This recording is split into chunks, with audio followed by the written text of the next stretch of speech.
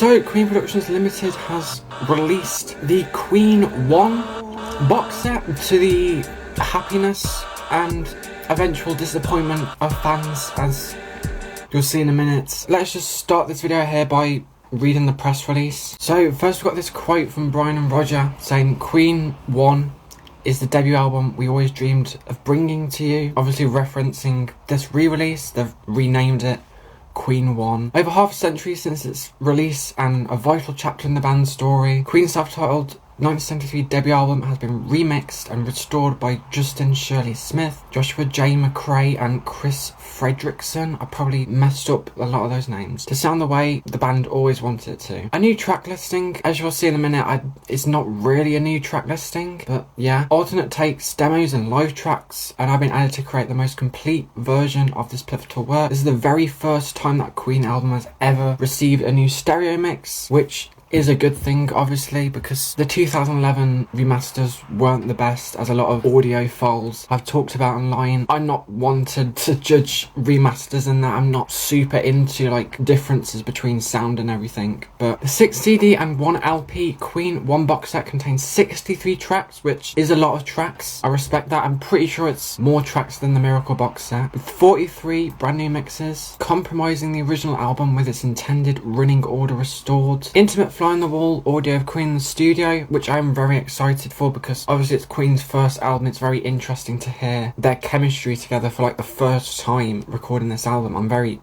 interested. Demos, rare live leaks and previously unheard recordings from Queen's first ever live performance in London, August 1970. Again, that's very exciting to hear. Exciting to hear their first ever live performance that they've ever done as a band. And I can't believe it's took them so long to actually release that. They've just held on to it and just gatekeeped it for all these years. But I'm glad we got to get to hear it, even if it is just a few tracks from it, not the whole thing, which is, again, just very frustrating. Queen Productions Limited is...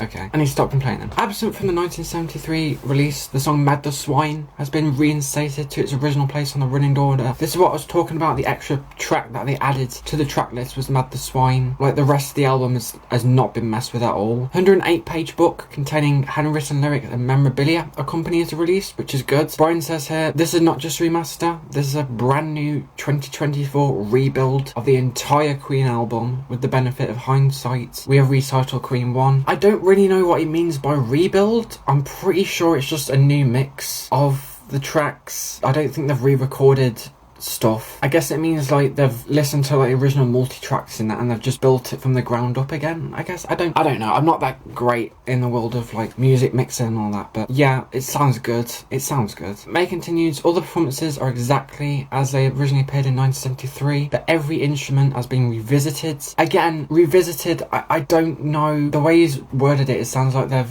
re-recorded the instruments, but I don't think they've done that. If they have, then it's a little bit odd. I would just like to hear a new mix of the album, to be honest. But revisited to produce the live ambient sounds we would have liked to use originally. The result is Queen as it would have sounded with today's knowledge and technology at first. So that's the problem that a lot of people are having with this so far, because The Night Comes Down has been released as a single from the album and the mix sounds pretty good. It sounds much more clearer. I think it sounds a bit too clear compared to the original remaster, but it sounds good. A lot of people were complaining that something sounded off with Freddie's vocals, and it turns out that they've also changed his vocals, which is just so frustrating. They did this for Face It Alone as well. They auto-tuned his vocals on Face It Alone, and now they're seemingly doing it for the entire new mix of this album, which is just, it just irks me the wrong way, you know. I can play bits of it just to show you like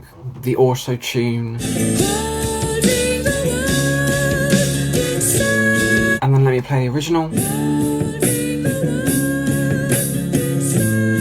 Yeah, you can tell something's been done to the vocals. Like, I don't get why they're auto-tuning literally one of the best vocalists of all time. So beyond this initial like album 2024 new mix, they've also done a new mix of the Delane Lay demos, I think. Delane Lay, I think that's how you say it, which was released as a bonus on the deluxe edition of the 2011 remaster. Yeah, they're all here. So there's a new mix of that. CD3 is Queen 1 Sessions, and then CD4 is the backing tracks. So CD3 is completely different and 100% previously unreleased versions of the songs on the album. Newly created using outtakes from Delane Lay and Trident. They feature some false starts, guide vocals, backing tracks and alternate takes, including spoken word segments in which the members of Queen can be heard chatting and joking, which is very interesting to hear, and occasionally expressing their frustration. Many of the takes are built around acoustic guitar. Electric would have been added later, which gives a different feel to these versions. So it seems like a lot of songs on this disc are basically acoustic versions of what we'd eventually get on the album. CD5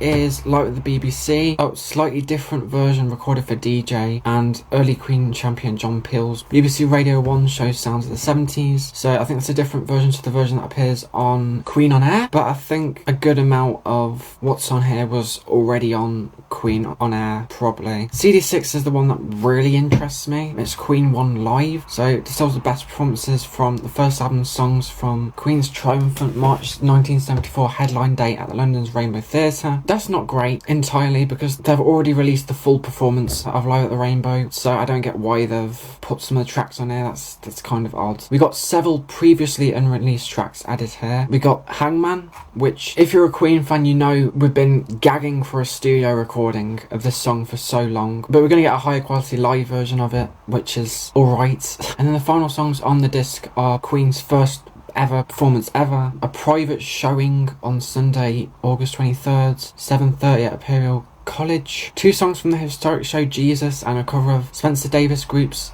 1967 hit I'm a Man have been retrieved from the cassettes in the archive and are the earliest Queen recordings in existence, even predating John Deacon's arrival in the band. So this is like really exciting to hear. Again, I wish we could have heard the full thing, but yeah, okay. So here's all the track listings. The Night Comes Down comes out as a 7-inch single, and then the B-side is the backing track, similar to the Cool Cat release that we got for Record Store Day earlier this year. Disc 1, again, the original album with Mad the Swine as the 4th track. I'm not the biggest fan of the debut album personally. Keep Yourself Alive is classic, obviously. Doing Alright, I really like. Great King Rat's alright. I do think Mad the Swine's fine, but it's not a track I'd re-listen to. My Fairy King kind of feels like a track that should have been on Queen 2, but obviously it's on this first album. Liar's a classic. The Night Comes Down, I do think is a kind of odd choice for a single. It's not my favourite from the album. Run Times Rock and Roll, pretty solid Roger track. Son and Daughter, really like hard track that I really like, probably one of my favourites off the album. Jesus, probably one of my least favourite Queen songs. It's just so like cheesy and like religious, I guess. I don't know. I don't know if I'm being blasphemous by saying that, but yeah. And then you got the instrumental version of 70s of Rye on the end, which is alright, but it's just an incomplete version of what appeared on Queen 2. So overall, it's a decent album. Disc 2, you got the Delane Lay demos, only 5 tracks. That I feel like they could have added a few more like extra things on this disc. Like they've only got 5 tracks taking up like a whole disc. I just think it's kind of a waste. CD3, the Queen 1 Sessions. You got a Trident, unused master of Keep Yourself Alive. Doing Alright, trying to take one with guide vocal. Great King Rat, Delane Lay, take one with guide vocal. Mad the Swine, guide vocal. My Fairy King, backing track in development. Liar, trying take 1. Night Comes Down takes 1 and 2. One Times Rock and Roll takes 8 and 9. Son and Daughter takes 1 and 2. Jesus take 2. 70s Rye take 3. And then See What the Fall Have Been, Delane Test Session. I don't know why See What the Fall Have Been is on here, because this ended up on Queen 2, but I guess this demo was recorded in the Queen 1 sessions, so yeah. But overall it seems pretty similar to the sessions disc on the Miracle box set, and also the bonus disc on the News of the World box set as well, with all these alternate earlier versions of tracks. And again, I'm very excited to hear these and hear how they differ from the final version. Here we got just the backing tracks of all the songs, which is alright, I guess. Then you got Queen 1 at the BBC. So these are the sessions that were recorded. Again, I think a lot of these turned up on Queen on Air. Let me actually look through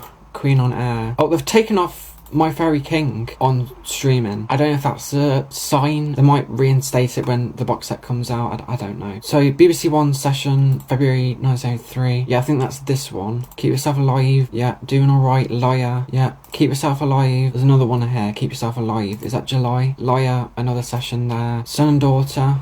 Montones Rock and Roll there. Great Kim Rat here. Son and Daughter. And then another Montones Rock and Roll performance. There, 1974. So yeah, these have all showed up on Queen on Air, which is a little bit disappointing. I don't get why they're basically re-releasing Queen on Air as a bonus disc on this set just to like pad it out and like add in a few extra pounds onto the box set. Then we got Queen 1 live. So we got a few live at the Rainbow Tracks, which is just again a bit disappointing. We've already heard all of this before, but here's where it gets very interesting. Got Hangman live in San Diego, doing alright live in San Diego. And then you got the first ever performances ever, Jesus and I'm a Man. So this is being released as an LP as well. They're releasing it as 1 CD, just the 2024 mix. The 2 CD deluxe edition, which I think I'm going to pick up. Releasing it as a picture disc and they're releasing it as a cassette. I'll show you the pictures now. So here's the single release for The Night Comes Down on 7-inch. Here's the box set, the bundle with the picture disc cassette and the 7-inch as well, so that's a lot. Then you got the Super Deluxe box set on its own,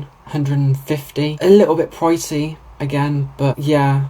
Then here you got the deluxe edition 2 CD. This packaging looks weird. I don't get why. Like it's square shaped. They got the picture disc on its own, just a bundle with the box set and the picture disc and Night Comes Down. Then you got a bunch of t-shirts promoting it. For some reason they aren't releasing the cassette separately, which is odd. They're also releasing a video for The Night Comes Down, which I'm very curious to see, because when I was listening to The Night Comes Down, the new mix on my phone, and like the visuals come up on Spotify, it has a very AI looking visual in the background, which I'll show on screen now. Hopefully it isn't. When I think about like good recent Queen videos that they've done, like All Dead, All Dead, the animated video for that is just phenomenal. Like really, really amazingly, beautifully animated. I really hope they don't ruin it by doing an AI video. I really hope that's not the case. Even looking at this image here for the actual album at the top, it looks like they've like upscaled the image using AI or something here. I don't know. I'm throwing allegations here left and right, but hopefully the video for The Night Comes Down is not butchered and horrible and AI slop. So the video came out. I'm recording this a few days later, and I haven't reacted to it yet, but just looking at the comments, this is not great. I don't mind the song, but the use of AI is insulting to Queen's legacy. What's with the extreme overuse of AI when it really wasn't necessary? Why AI? I love Queen, but AI just feels wrong. AI. There's a pattern going on here. Yeah, this is very concerning. I'm slightly scared.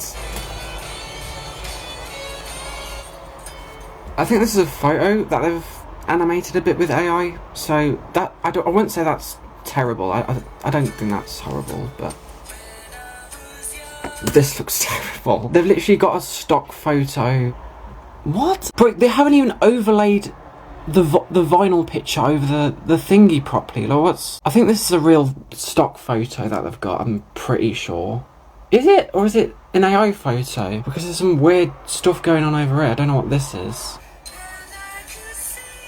They're basically AI animating all these photos as well. It's kind of creepy, I'm not gonna lie.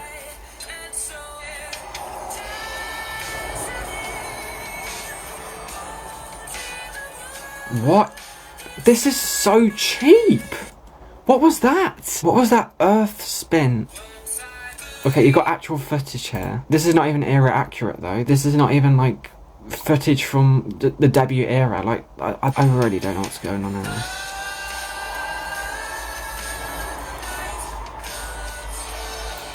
Oh my god, that looks so bad. Look at Freddie's mouth. God.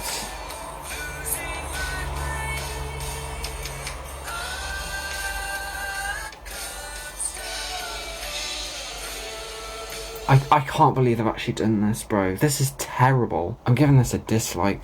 Like, what is going on? Why can't you just hire an animator to animate a video? Or just don't do a video at all? You don't need to do a video for a song that didn't even have a video in the first place. And also, like, I bet Greg Brooks has a bunch of footage from around this time, like outtakes from other videos that I've recorded around this time, like Liar and Keep Yourself Alive. They could have used outtakes from that, like they did with Let Me In Your Heart Again. I remember they did like outtakes from videos for that music video, and that music video worked really well as well. Like, this is really upsetting.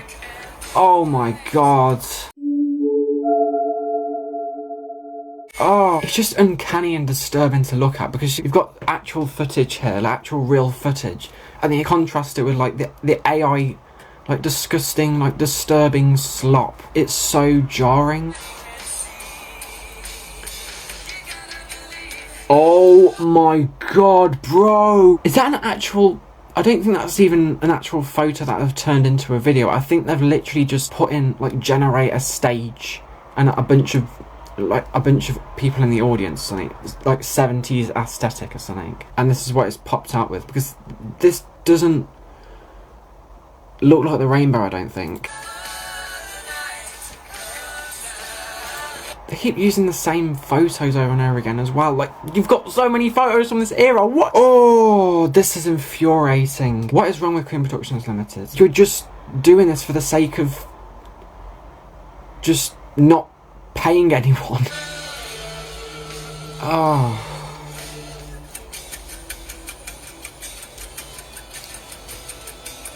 Oh, what is going on? This is so bad. And it just upsets me that Brian and Roger have actually approved this as well, because this is just... Oh. Oh. This would look so much cooler if it was like an animated, like, psychedelic bit in the video, but it just looks like AI slop. Oh my god. It literally looks like a fan-made video. I could literally make this now. It would take me like a few days to generate all the footage and the video and that, and edit it all together, but like, I could do this. I'm so disappointed in Brian and Roger, bro. Like, I don't know. Oh god. I just realised that Brian May has actually done an unboxing of this. That looks nice with the gloss on the front, and he's very slowly opening it up. So you got the vinyl, got some nice foil on the front, gold foil. Yeah, inner sleeve, got the vinyl, and he didn't show anything else off. Oh, it's really raining outside.